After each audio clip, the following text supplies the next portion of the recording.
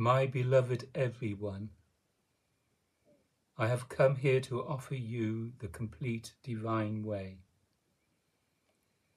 I submitted myself utterly to the conditions of humanity in order to once again realize and thereafter reveal the way of divine self-realization in truth. My avataric divine work of teaching and revelation was brought out of me through this, my ordeal of avataric self-submission. That submission took the form of my living consideration relative to all things. Therefore, my teaching revelation is not a mere transformation of ideas otherwise found in the great tradition of mankind.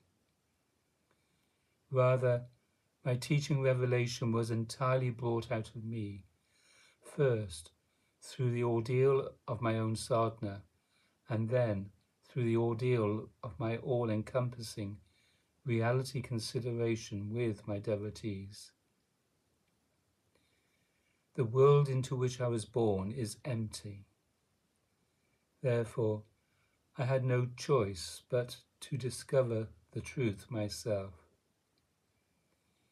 Even as an infant, I saw that I would have to be the world in order to divinely reawaken here. I was spontaneously moved to take on all the qualities that I found here, and I struggled until I transcended them all. This utter submission to the human condition, for the sake of the most ultimate divine liberation of everyone, is my unique craziness. And this craziness is the sign of my purity. This, rather than any conventional measure, is the right basis for people's valuing of me, for their devotion to me, for their heart recognition of me, and their heart response to me. I am not withdrawn in the Eastern manner. I conjoined myself with this Franklin body here in order to conform to the West, so that I could teach in the West. My avataric self-submission brought the complete teaching out of me, the teaching that transcends both the East and the West, including all, without excluding any. In the years of my teaching work and my revelation work, I developed the full and complete practice of the way of Adidam through my interaction and reality consideration with those who approached me as my devotees, and they were, in general, ordinary, self-indulgent Westerners. I made my avataric self-submission to them just as they were, and I straightened them out. Indeed, that process of straightening out my devotees by submitting to teach them in the midst of their illusions is what I did in all the years of my teaching work and my revelation work. The universal human confusion was there to be purified in my devotees, but I did that purifying work for the sake of all. In the years of my teaching work and my revelation work, I did not work with conventional super-straights. I worked with people who were moved to drop social taboos, who had no myths they felt obliged to believe in, people who very much wanted to enter into a free consideration about spiritual practice and everything in life. Therefore, I dealt with everything as an open consideration, and it was a remarkably difficult process. Through that process, I revealed the truth and the life of truth. I offered this process of open consideration to those who were interested. On the one hand, there were people who do not want to deal with an open consideration of life, who prefer instead to live by their culturally inherited presumptions and values without questioning them. On the other hand, there are people who find they cannot accept the culturally prevailing presumptions and values and are moved to a real investigation of life, and such were the people with whom I considered things. The people who approached me asked, both explicitly and by virtue of their lack of human maturity, implicitly, that I deal with the foundation matters of human life, the entire realm of human existence that I have described in summary as money, food, and sex. If I had not entered into this consideration with them, they would not have been prepared for spiritual life because they had no ability to deal with the foundation matters. They were full of problems related to money, food, and sex, and full of limitations imposed by social persona. Such was, in fact, inevitably the case, because that is what the human world is, and that is what they came for. They came from. I have always worked in a free and unconventional manner. I was not a local pastor. I deal with everyone as if they have come to me for most perfect divine self-realization. I know what it takes for people to realize me most perfectly, and I do all of that spontaneously. That is why I have always stayed out of the public sphere, because only those who become my formal devotees have demonstrated their impulse to realize me in a manner that I can take seriously. Therefore, I bless all, but I cannot instruct all. I can only instruct those who demonstrate a real heart response to me by becoming my formal devotee. Nevertheless, all are the same to me. I am everyone and everything. In this late time of dark epoch, all kinds of people act as if they are prepared to enter into the esoteric stream of spirituality, when in fact they have not even dealt with the foundation. However, that is not what happened in the reality consideration I had with my devotees. We entered into a direct consideration of all aspects of life: money, food, sex, religion, spirituality, egoity, everything that has to do with making it possible to move on to real spiritual practice in the advanced and the ultimate stages of life. Our consideration was about all matters, conditional and unconditional. It was non-puritanical. It was very straightforward. There was no double-mindedness or daintiness about sex or anything else. Therefore, devotees of mine are not hush-hush. I taught them everything about how to rightly deal with life below the belt. There was no phony self-purity involved. Sex, or more accurately, emotional sexual life, is the primary obsession of human beings, especially in the earlier stages of life and in the beginnings of sadhana. Therefore, I address the emotional sexual matter very thoroughly in direct, face-to-face dialogue with my devotees. This emotional sexual business is a nest of odd creatures, nasty little things biting and screeching everywhere. This was obvious to Freud, but notwithstanding the accuracy and usefulness of many of his observations, he did not want to really deal with them. He wanted to keep things safe on the psychoanalyst's couch, to eliminate emotional sexual problems with talk in an office.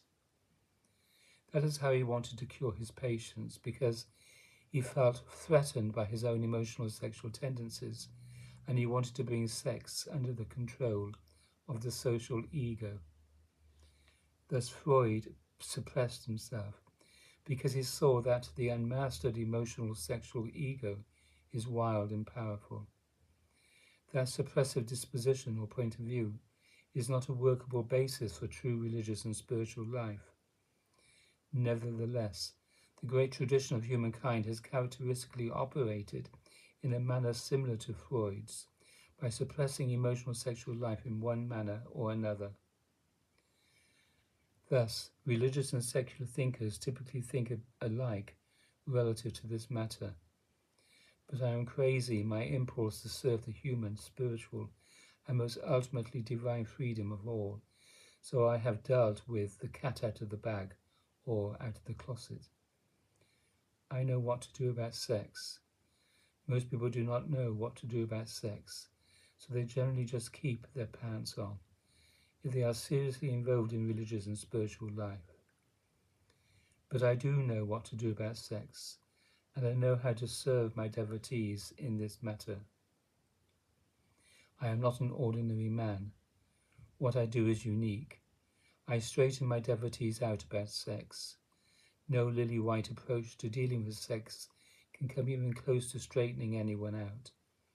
My wisdom teaching includes a complete consideration of emotional sexual life, and that consideration is an absolute straightener. There are all kinds of conventional social rules for controlling sexual behavior, but they are designed to serve the purposes of the social ego, and therefore have nothing to do with ego transcendence or spiritual realization. Merely to become a well-behaved social ego is not a sufficient basis for entering into the real spiritual process. The great tradition of mankind is, as a whole, unresolved and ambivalent relative to the entire matter of sexuality, and is even generally sex-negative in its orientation. All such puritanical righteousness must be gone beyond, otherwise one's emotional sexual egoity is never truly inspected and dealt with. In that case, attention remains fundamentally, even if unconsciously, bound in emotional sexual dilemmas of all kinds, thereby limiting the degree of real spiritual growth that is possible. However, I look to draw my devotees to the transcending of any obstruction of energy, any dramatization of the self-contraction in relation to sex or any other aspect of life. I really do not have a moralistic reaction to anything about the emotional sexual life of human beings. To me, emotional sexual difficulty of whatever kind is simply a sign of egoity in whomever it appears, and therefore it is simply something to be dealt with in a straightforward and non-problematic manner. Thus, I have always approached emotional sexual matters in an open fashion, throughout my life and in all my relationships with my devotees, in an effort to really deal with emotional sexual matters, so that emotional sexual integrity can be the basis for the eventual development of real spiritual practice in the advanced and the ultimate stages of life. My reality consideration, which continued for many years and covered every conceivable aspect of emotional sexual life, is summarized in my 23 divine source texts, and principally among my 23 divine source texts in Vishira Avatara Hridaya Tantra Yoga. Thus, I am the one who has completed the great consideration of human emotional sexual life, and I did so for the sake of everyone. I am the one who has made it possible for human beings to comprehend the emotional sexual dimension and to completely transcend egoic reactivity and to grow beyond the ordinary emotional sexual limitations that the worldly mind represents, and by all of this, to have an altogether sane life. Such emotional sexual clarity and integrity is essential for the real spiritual process.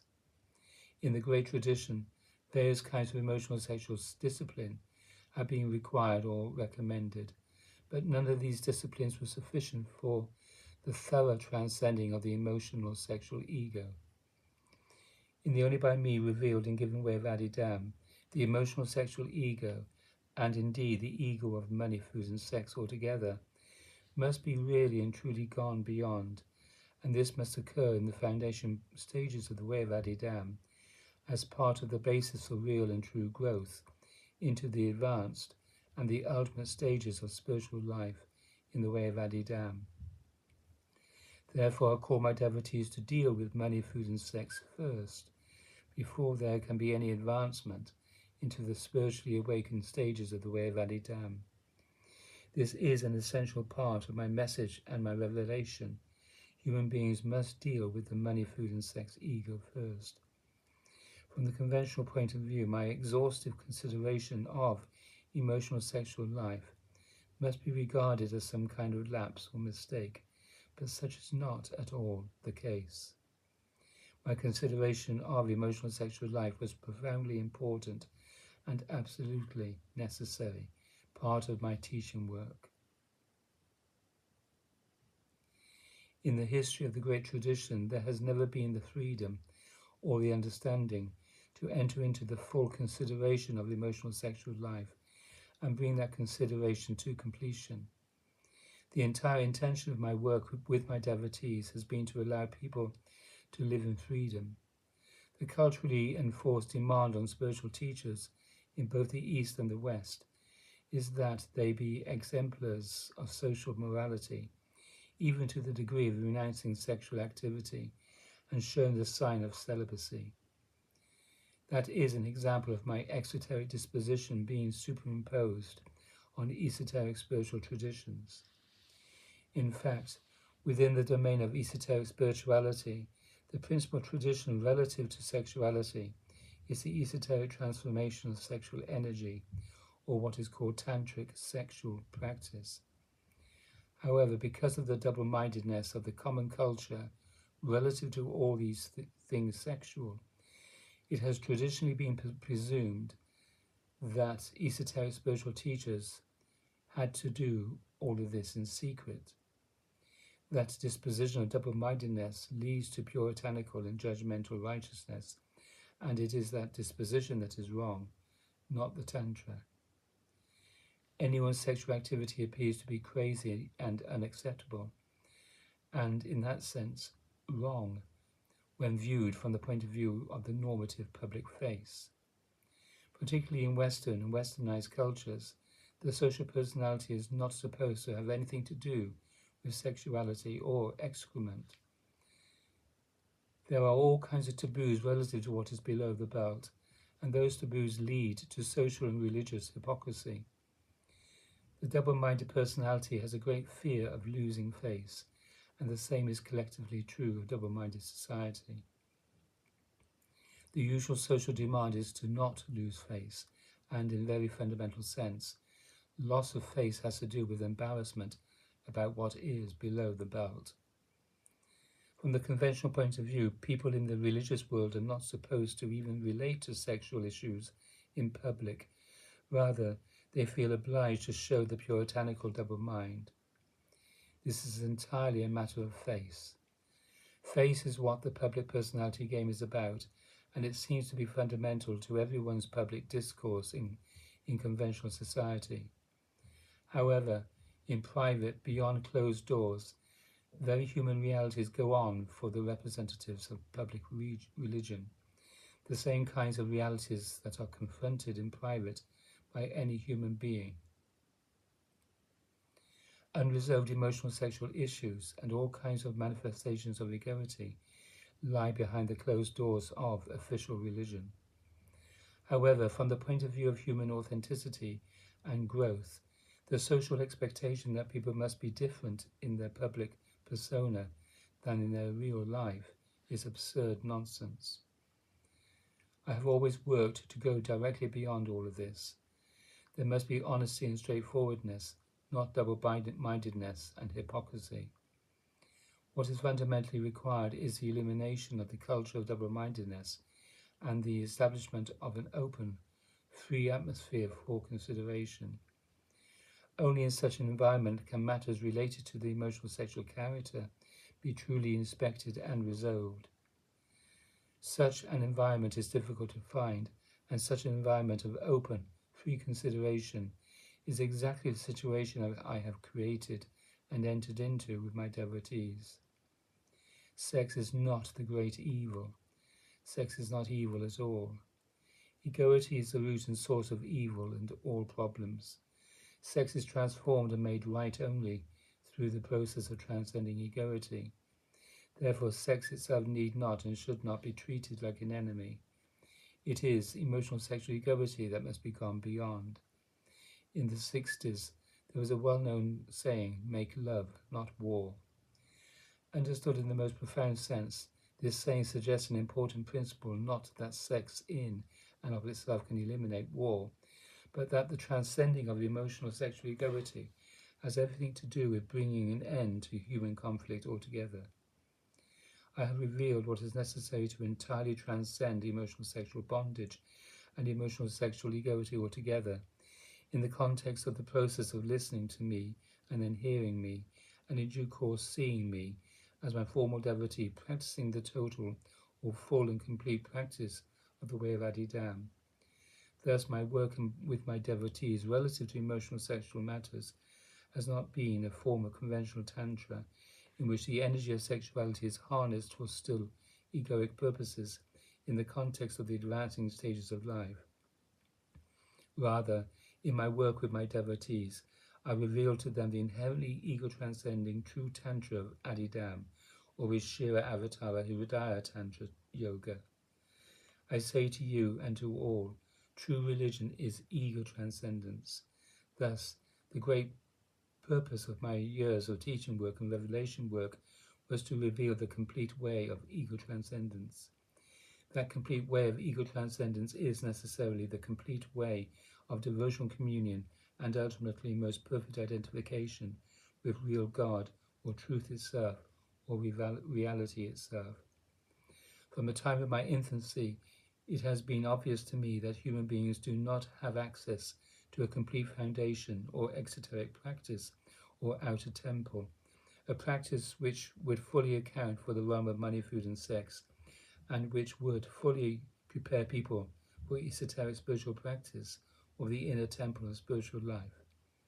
Therefore, I truly submitted to humankind at first in the form of those who surrounded me in my early life, and later in the form of my devotees, in order to create the outer temple. The outer temple of the divine way of Adidam is a great revelation and a great sadhana. In the setting of the great tradition, the consideration and revelation of the foundation practice has never been brought to completion. That consideration and revelation has been completed only by me. In this late time or dark epoch, human beings are becoming more and more deeply disenchanted with conventional religion and conventional answers. I myself was utterly dissatisfied with conventional religion and conventional answers, and it was for that reason that I entered into the ordeal of my sadhana years and my years of teaching work and revelation work.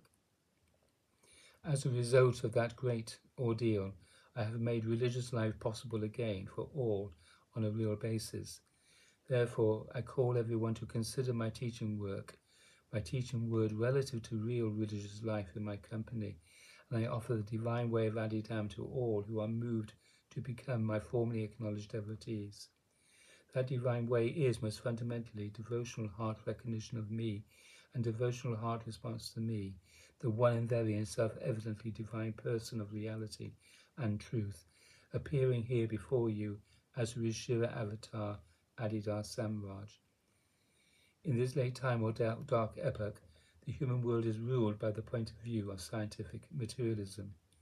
Scientific materialism has deprived humankind of all profundity of view relative to the nature and significance of the conditional universe and relative to the reality of the divine.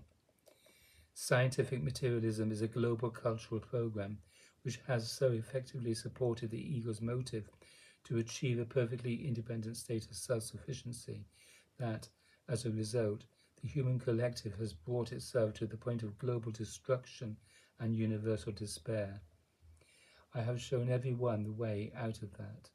I have shown everyone again where the divine is. Anyone who seriously studies my teaching word will see the virtue in it and the truth of the Adidam revelation. I have been unconventional in my doings. It was necessary for me to function freely and unconventionally in order to do my teaching work. Therefore, I did so. All I have done has been with the right heart toward all. Adidam is not a conventional religion not a conventional way of life.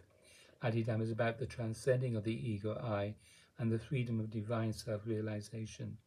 Adidam is not based on mythology or belief. Adidam is a reality practice. Adidam is a reality practice in which the various modes of egoity are progressively transcended. Adidam is a universally applicable way of life. Adidam is for those who will choose it and whose hearts and intelligence fully respond to me and my offering. Adidam is a great revelation, and it is to be freely and openly communicated to all. In this late time or dark epoch, the rug has been pulled out from under the feet of traditional religion. Anyone who seriously considers the modern Western intellectual and philosophical critique of conventional religion discovers that there simply is no basis in reality for conventional religious presumptions and ideas. For all who have despaired at the emptiness of conventional religion, I have revealed the truth again. And those who have not thus despaired, but who are content with conventional religion, should display the right moral disposition of cooperation and tolerance toward all who are not satisfied with the conventional answers. I call anyone who is attracted to me to exercise his or her free intelligence and true discrimination and true heart choice, founded in real self-understanding, and on that basis to become profoundly moved to me and heart committed to the practice of Adidam. Such free intelligence and true discrimination and real self-understanding are the real virtues of my true devotees. And the exercise of those real virtues in what the way of Adidam is about, not conventional piety or moralistic self-righteousness or puritanical idealism. I was born in the West, and I had to make my avataric self-submission in the midst of that circumstance. I did not carry a tradition with me. I woke in the midst of nothing. Therefore, I am not traditional. I am not a traditional figure, whether of the East or of the West. I am not an example of the great tradition. I have completed and transcended the great tradition. Everything I teach is something I have lived. Everything I teach about the great tradition and everything I teach about life altogether. I did not get anything from books. I got it from no one. I did it all. I ate it all, and I transcended it all. That is how the great way of Adidam came into being. My avataric divine work of self-submission is not a development of any Hindu or Buddhist or other Oriental tradition or combination of traditions, not even a development of the crazy wisdom tradition or of the anti-ashrami tradition or of the Avadhut tradition. People can be helped to understand something about me by studying such traditions. Indeed, in any authentic religious or spiritual tradition, there are elements to be studied which can help people to come to a fuller understanding of me. However, no such traditional combination of traditions defines or really fully describes me or the nature and significance of my work in this world. I do not belong to the Alpha culture on the left-hand side, just as I do not belong to the Omega culture on the right-hand side. I do not belong to any side at all. I am the whole here. I transcend all in this Alpha Omega world. All conflict comes to an end in me. All limitations, whether of the East or the West, are gone beyond in me. All differences beyond East and West are resolved in me. There is no precedent for what I have done. The Adidam revelation is a unique transcending of all elements, East and West, in the entire great tradition of humankind. I have no tribe. I have no traditional allegiances. I have no axe to grind of any traditional or conventional kind. Mine is a free and spontaneous self-revelation. I am not here to be the center of a cult. I am here for the sake of free life. I am humankind. Therefore, those who love me love the truth that is in humankind, and that is reality itself. I am not here to be a conventional religious authority. I am an egoless, unarmored presence here. I am the self-evidently divine person in the midst of humankind. I am not an other. I am the egoless divine self of all. I am the conscious light of reality itself, all in all surrounding and all in all pervading. and standing free as the heart of being. For those who would embrace a religious life based on heartbreaking freedom, I am here. I am unique in the world. Let everyone come and bathe in my light.